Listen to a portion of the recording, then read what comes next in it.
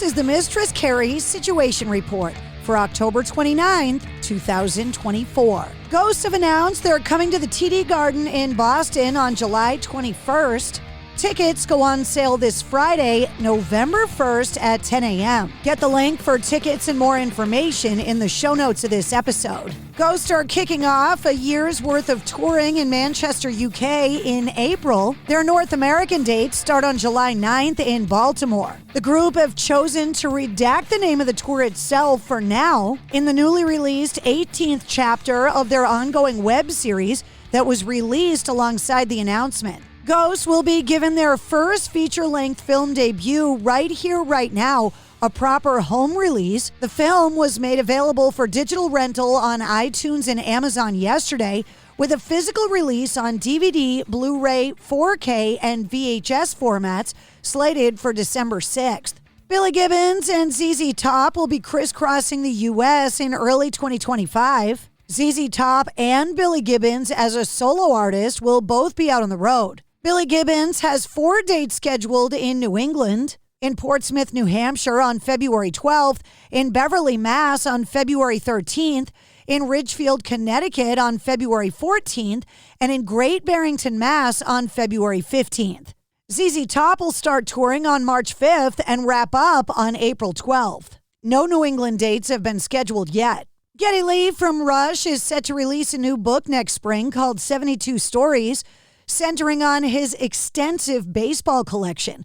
The book is being published by HarperCollins on May 13th. Collecting is a younger person's game. As you get older, you're trying to simplify your life, not complicate it even more. I'm very bad about that. I appear to have really complicated a part of my life that should be much simpler than it is, but that's my nature, he said. I have so many baseballs, so many wonderful memories tied up there. A number of years ago, the fellow that I built my collection with passed on. I really have not bought a significant item since then. I've added things to my collection, but they're mostly gifts from good friends that are in baseball or players, and I would never sell any of those. 300 pieces went up for auction in 2023, including a signed baseball from 1965, autographed by the members of the Beatles. Pete Townsend from The Who has confirmed that the band will be reactivated in 2025, saying, quote, I met with Roger Daltrey for lunch a couple of weeks ago. We're in good form. We love each other. We're both getting a bit creaky, but we will definitely do something next year. Asked if it would involve a tour or an album, he said the album side of it, Roger's not keen, but I would love to do another album, and I may try to bully him into it. He continued, the last big tours that we've done have been with a full orchestra, which was glorious. We're now eager to make some noise and make a mess and make mistakes, he said. Bruce Springsteen has shared his thoughts on actor Jeremy Allen White's casting as the boss in the upcoming biopic, Deliver Me from Nowhere. Springsteen said, I only had to see him on The Bear, and I knew he was the right guy because he had that interior life, but also a little bit of swagger. The film is set to release next year and will explore the making of Springsteen's iconic 1982 album, Nebraska. The release date for Iggy Pop Live at Montreux Jazz Festival 2023 has been set for January 24th, 2025, capturing the dazzling Iggy Pop performance that could only happen there. Oasis will be canceling thousands of tickets for their upcoming UK reunion tour that have been sold via resale websites. The Gallagher brothers initially announced their highly anticipated return. They also revealed efforts to prevent reselling tickets at inflated prices by partnering with resale platform Twickets. They issued a statement to say that tickets sold for profit on other sites would be canceled.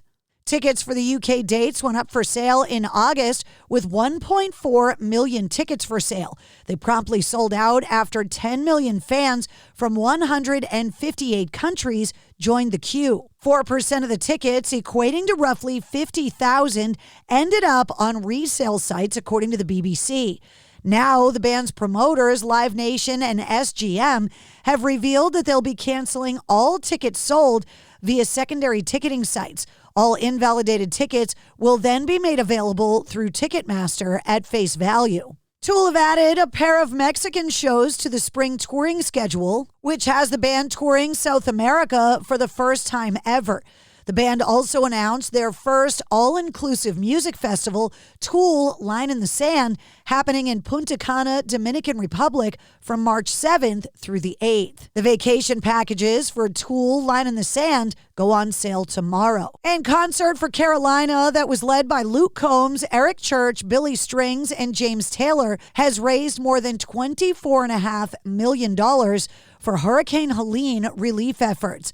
Taking place this past Saturday at Charlotte's Bank of America Stadium, the record-breaking event welcomed over 82,000 people. The Veeps live stream also garnered another 7.1 million total views, which came from across all 50 U.S. states and 30 different countries. Featuring performances by Sheryl Crow, Keith Urban, Bailey Zimmerman, the Abbott Brothers, Scotty McCreery, Chase Rice, as well as surprise appearances from Nicole Kidman and Randy Travis. All proceeds from the silent auction, the benefit show, and the live stream will go to organizations selected by Combs and Church, Samaritan's Purse, Manna Food Bank, Second Harvest Food Bank of Northwest North Carolina, Eblin Charities, and the organization supported by Chief Cares. And Godsmack will be making their way to Europe and the UK in the new year, touring with POD and Drowning Pool. The dates begin on March 22nd in Bulgaria.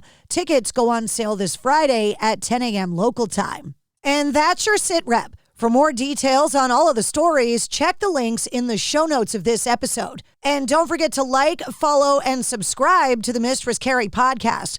New full-length episodes come out every Wednesday. Episode 229, featuring Jeff Plate from the Trans-Siberian Orchestra, is available now.